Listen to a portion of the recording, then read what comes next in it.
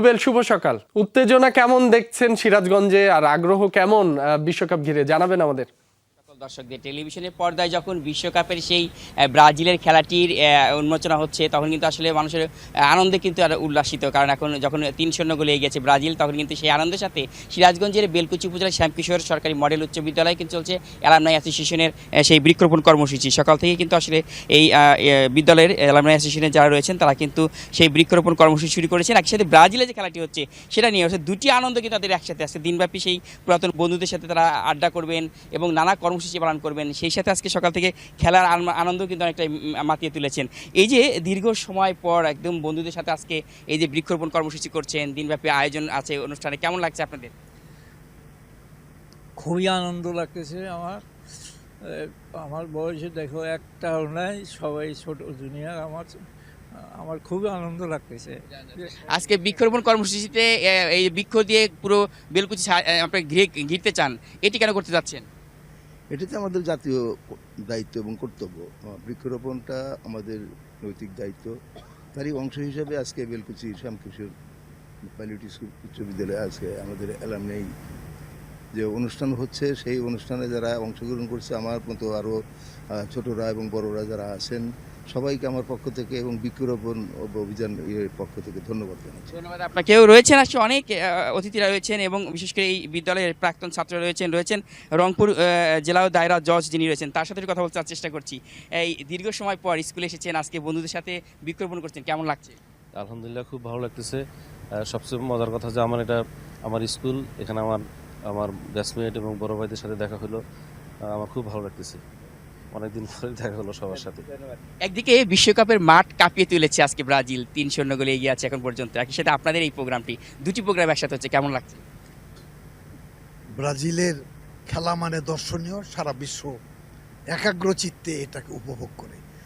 তারই সঙ্গে আমরা ক্ষুদ্র পরিসরে এখানে যে বৃক্ষরোপণ হচ্ছে, ঐতিহ্যবাহী সোহাগপুর শ্যামকিশোর উচ্চ বিদ্যালয়ের যে বিদ্যালয়ে আর আমার আব্বা সৌরভ আলী সরকার, উনি এখানে এটা প্রতিষ্ঠা করেছিলেন। ভেঙে যাওয়ার পরে আমি তারই বড় সন্তান।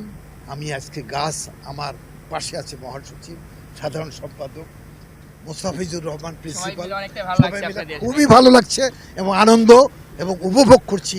আল্লাহ যেন সবাইকে দীর্ঘ হায়াত, নেক হায়াত দান করেন, এই গাছের সুশীতল ছায়া সবাইকে থাকবে। ধন্যবাদ আপনাকে। স্যার, এই যে ইতিমধ্যেই কিন্তু আসলে বৃক্ষরোপণ কর্মসূচি সবুজে ভরতে চাচ্ছেন বাংলাদেশকে, এটাকে আরও মানুষের দোরগোড়ায় নিতে হলে কি করা উচিত সবার?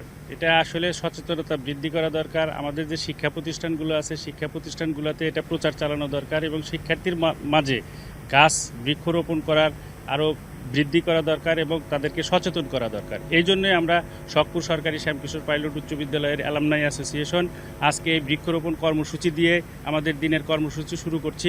এই স্কুলের বয়স 113 বছর 5 মাস 19 দিন আজকে। তো আমরা আসলে আমাদের 62 সাল থেকে শুরু করে 23 সাল পর্যন্ত এখানে রেজিস্ট্রেশন করেছে এবং আমরা সবাই পুরাতনরা এসেছেন, খুবই ভালো লাগছে। এই যে একসাথে বিশ্বকাপ মাতিয়ে তুলেছে ব্রাজিল আজকে মাঠে, সেই সাথে একসাথে আপনাদের বৃক্ষরোপণ হচ্ছে, দিনব্যাপী বন্ধুদের সাথে আনন্দ করবেন, কেমন লাগছে? আমার অত্যন্ত ভালো লাগছে যে আজকে এই সোহাগপুর শ্যামকিশোর উচ্চ বিদ্যালয়ের নবীন প্রবীণ সমস্ত ছাত্রছাত্রী মিলে আজকে যে অনুষ্ঠান করছি, সেই সাথে আমাদের অনেক ভালো লাগছে। এবং আজকে শুরুটাই বৃক্ষরোপণ দিয়ে, ইতিমধ্যেই আমাদের প্রিন্সিপাল সাহেব বলেছেন যে বৃক্ষরোপণ দিয়ে আমাদের শুরু। আমরা চাই সারা বাংলাদেশ একটি সবুজ বাংলাদেশ তৈরি হোক। অবশ্যই সেটি আমরা প্রত্যাশা করছি। ধন্যবাদ আপনাকে। প্রিয় দর্শক, আপনি দেখছিলেন আসে সকল বন্ধুদের সাথে আজকে একসাথে আড্ডা করবেন, কেমন লাগবে? না, অবশ্যই, কেননা এটা আমার জন্য একটা বিরাট পাওয়া। আমি দীর্ঘদিন বিদেশে থাকার পরে দেশে এসে আমি কাউকে চিনতাম না, কিন্তু আস্তে আস্তে বাজারঘাটের যাদেরকে দেখতাম চিনতাম না, এখন এই অনুষ্ঠানের মাধ্যমে এখানে আসার পরে প্রতিদিন প্রোগ্রামে আমি তাদের দেখতে পারি। আমার মনে হয় এইটা আমার সবচেয়ে বড় পাওয়া দেশে আসার। ধন্যবাদ আপনাকে। সিরাজগঞ্জ থেকে বৃক্ষরোপণ কর্মসূচি সহ বিশ্বকাপের যে উন্মাদনা, সেই বৃক্ষরোপণ কর্মসূচিতে যারা যুক্ত হয়েছেন, সেই খবরাখবর জানাচ্ছিলেন আমাদের সহকর্মী গোলাম মোস্তফা রুবেল।